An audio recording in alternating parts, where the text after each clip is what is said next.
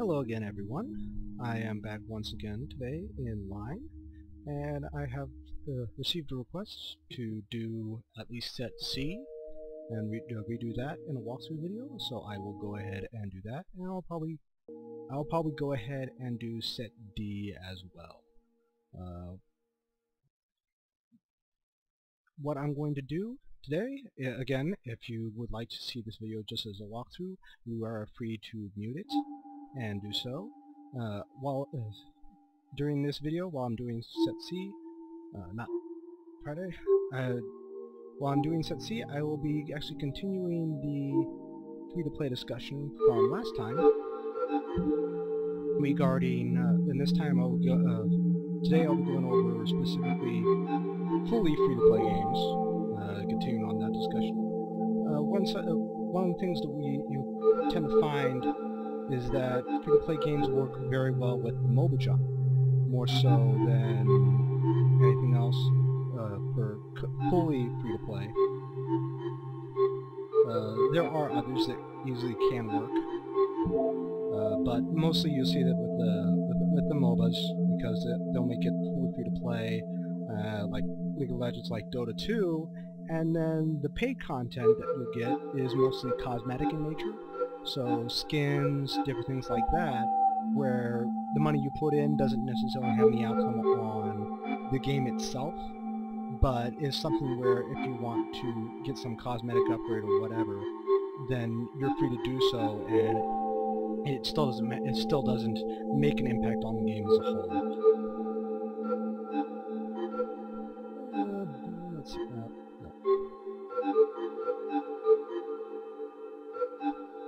No, that's not what I want to do either.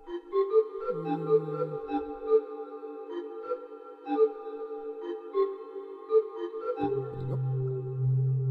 So you'll see a lot of the MOBAs will have that fully free-to-play kind of feel to it.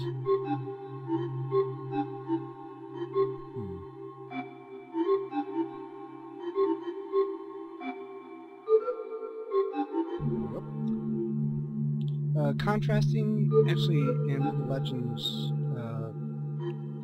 and Dota 2 to other MOBAs that are kind of free-to-play, but not... Best way I can describe it is not really, is the fact that they are games like Prime Worlds, or...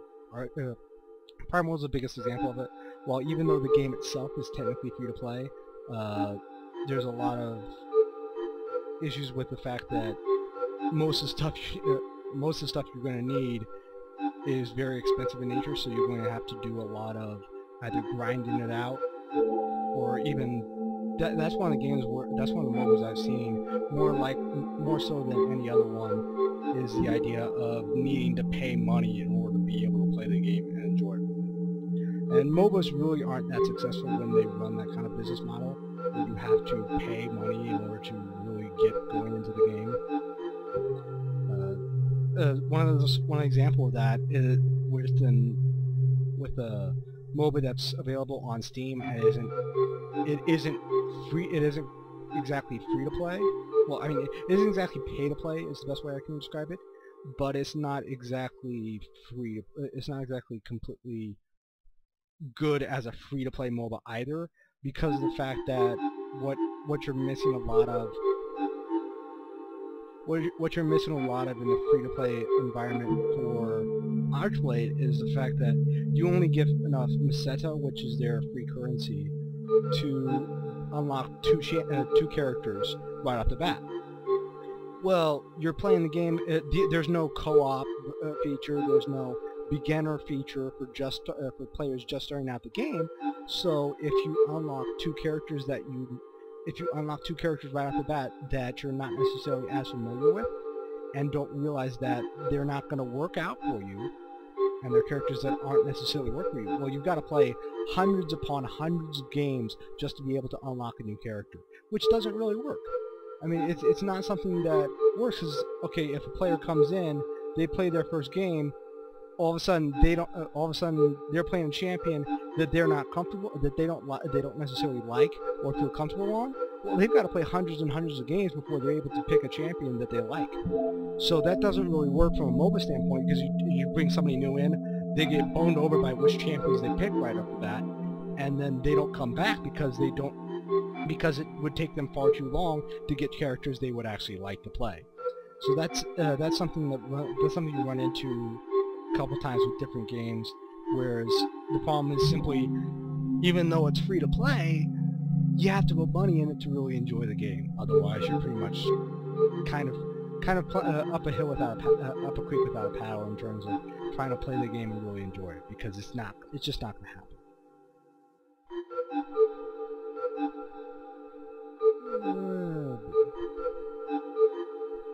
Alright. There we go. So, games like that, the MOBAs are very, very popular, especially a very popular genre right now. But trying to make a MOBA where it's kind of pay to win, it doesn't really work right now. It just provides way too many issues than the benefits. The cash ops options will generate the most profit, so a lot of companies end up doing that just because they think, okay, if we do this cash op thing, we'll be able to get the most money out of our game that way. But if you don't do it right, in terms of providing something that either is meaningful to the players or creating something where you're just kind of out there as a company. Oh, how do I do this?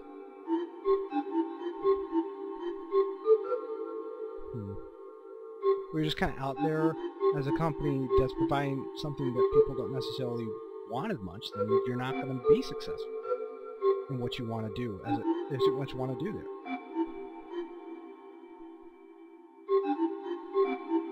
Yep. A couple of different RPGs that do kind of pull off the free-to-play aspect, though, because most of the time you only see it really successful in that mobile genre environment where it's really free-to-play. A couple of games that do pull off that fairly well, I found, is Perfect World, that pulls off the free-to-play genre, what I feel fairly successfully. It's not, while they do have paid options, it's not really game-breaking in terms of what you have to, what you buy. Most of it is convenience oriented, where you're paying for like item slots or whatever, or bank slots or whatever, that's convenient to have, but not necessarily a game breaker in terms of needing them in order to play the game.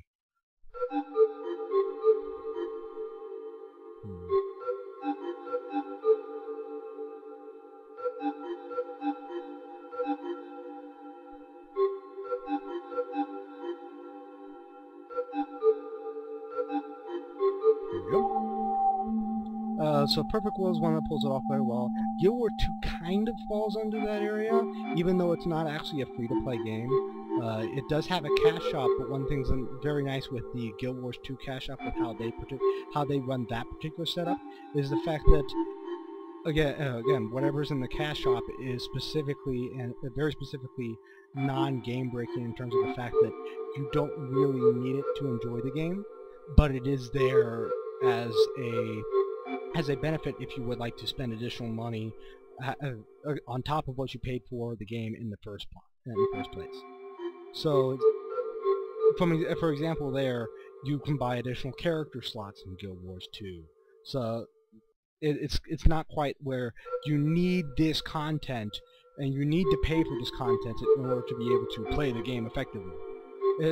Any game that's like that, where it's basically a pay-to-win aspect, does not really inspire very much confidence from a player standpoint, because all of a sudden you have to say, oh, I have to invest all this much money into the game in order to be successful at it or to really enjoy it, and that's not really conducive to a very good atmosphere in the game.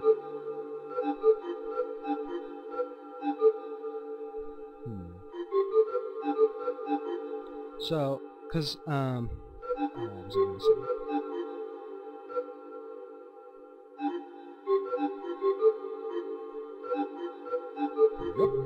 So the best kind of situation for that, when you have a free-to-play game, is to really make it balanced and fair for all players involved, is for whatever pay-to-play content that you have to be purely cosmetic in nature.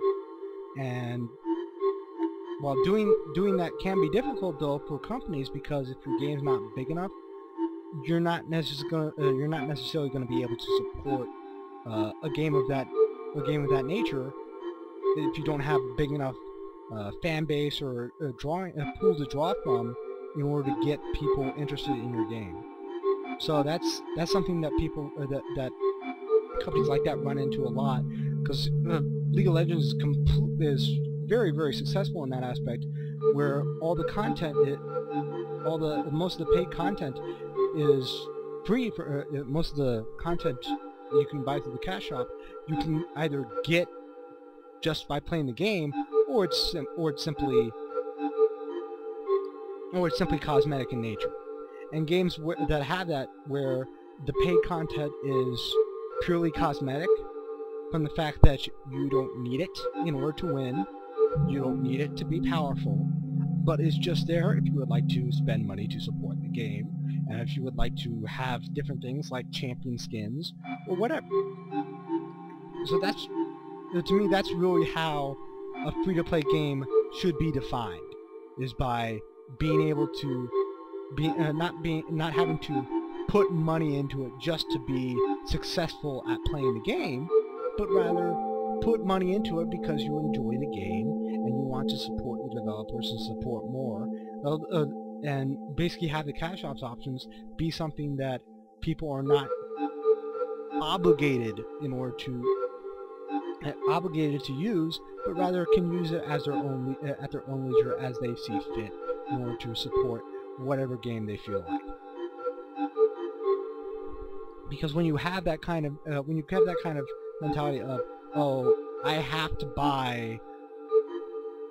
buy my way into power, and if I don't buy my way into power, then I'm not going to be anything in the game. That's not healthy for a competitive environment at all.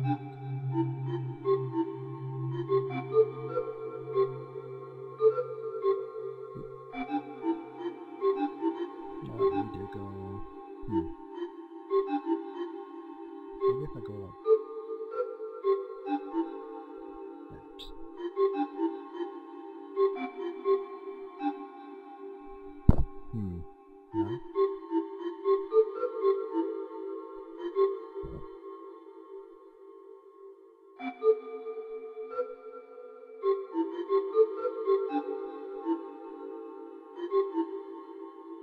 No?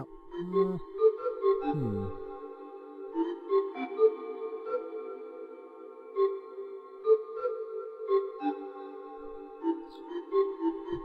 Alright, so trying to figure out this particular level here.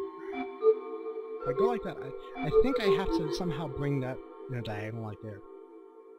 So that's not gonna work unless I go on maybe like that. Oh, right, like this.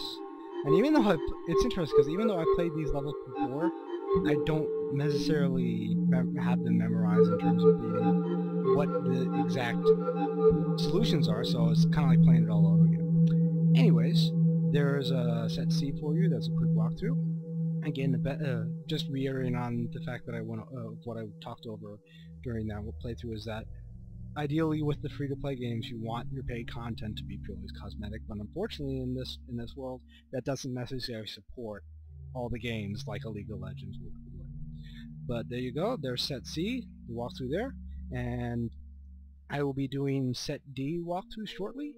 But for now, if you like the video and like the walkthrough, please hit the like button. If you would like to see future videos online and see future walkthroughs, please click subscribe. I hope you enjoyed the video, and you guys have a good day.